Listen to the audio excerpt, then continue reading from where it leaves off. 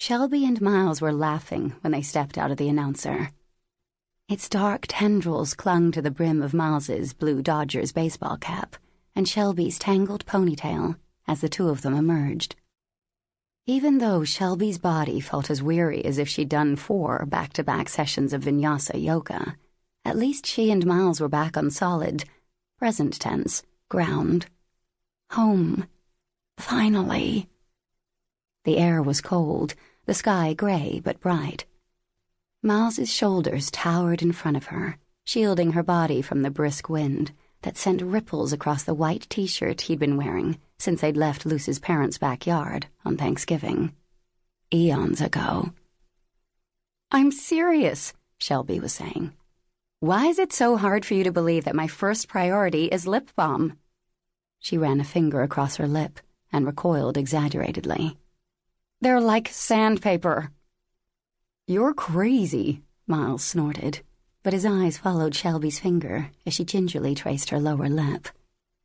"Lip balm is what you missed inside the announcers?" "And my podcasts," Shelby said, crunching over a pile of dead gray leaves. "And my sun salutations on the beach." They had been leapfrogging through the announcers for so long, from the cell in the Bastille, where they'd met a wraith-like prisoner who wouldn't give his name, into and right back out of a bloody Chinese battlefield where they didn't recognize a soul, and, most recently, from Jerusalem, where they'd found Daniel at last, looking for Luce. Only Daniel wasn't entirely himself.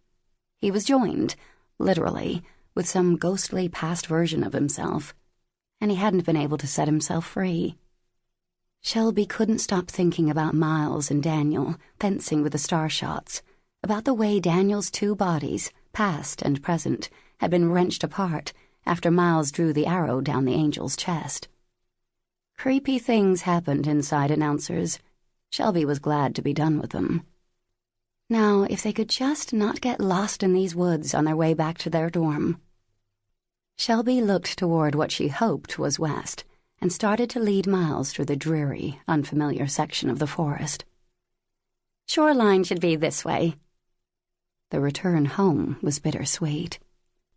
She and Miles had entered the announcer with a mission. They'd jumped through in Luce's parents' backyard after Luce herself had disappeared. They'd gone after her to bring her home. As Miles said, announcers weren't to be pranced into lightly, but also just to make sure she was all right. Whatever Luce was to the angels and demons fighting over her, Shelby and Miles didn't care. To them, she was a friend. But on their hunt, they kept just missing her. It had driven Shelby nuts. They'd gone from one bizarre stop to the next, and still had seen no sign of Luce. She and Miles had bickered several times over which way to go and how to get there, and Shelby hated fighting with Miles. It was like arguing with a puppy. The truth was, neither of them really knew what they were doing. But in Jerusalem, there had been one good thing. The 3 of them, Shelby, Miles, and Daniel, had actually, for once, gotten along. Now, with Daniel's blessing, some might call it a command, Shelby and Miles were finally headed back home.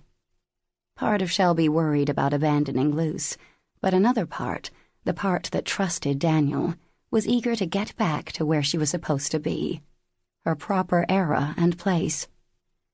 It felt like they'd been traveling for a very long time, but who knew how time worked inside the announcers?